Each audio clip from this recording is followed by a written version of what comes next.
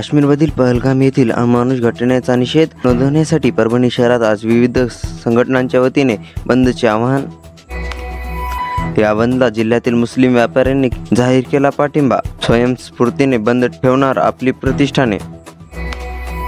हा बंद शांततेत पार पाडण्याचे अपर जिल्हाधिकारी डॉक्टर प्रताप काळे यांनी केले आवाहन। मोहम्मदी सोशल वेलफेअर सोसायटीतर्फे पहलगाम हत्याकांडचा तीव्र निषेध। अतिरेक्यांविरुद्ध कठोर कारवाईची करण्यात आली मागणी। जम्मू काश्मीरमधील पहलगाम येथे हिंदू पर्यटकांवर झालेल्या हल्ल्याचा आमदार डॉक्टर राहुल पाटील यांनी तीव्र शब्दात केला निषेध व्यक्त। पक्षाच्या वतीने जिल्हाधिकारी यांना देण्यात आले निवेदन। पहलगाम दहशतवादी हल्ल्याचा शिवसेनेकडून छत्रपती शिवाजी महाराज पुतळ्याजवळ करण्यात आला तीव्र निषेध। पहलगाम दहशतवादी हल्ल्याच्या निषेधार्थ मुस्लिम समाजाच्या वतीने परभणीतील अपना कॉर्नर ते डॉक्टर बाबासाहेब आंबेडकर पुतळ्यापर्यंत काढण्यात आली कॅन्डल मार्च।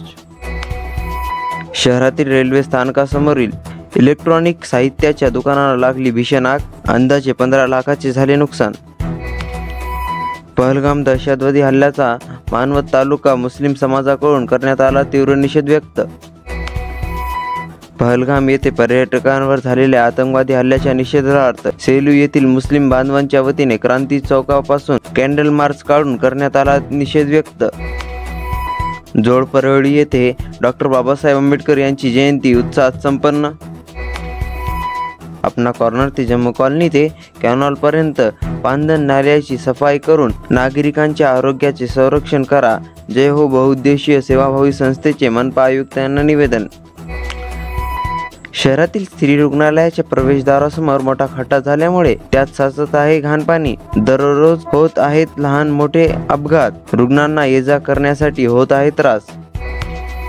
मानवत येथे शिवलीला अमृत ग्रंथ समाप्ती सोहळा व अमृतेश्वर महादेव मंदिर जागेचा भव्य लोकार्पण सोहळा डॉक्टर अंकुश लांडे यांच्या हस्ते दिनांक 25 एप्रिल रोजी होणार संपन्न।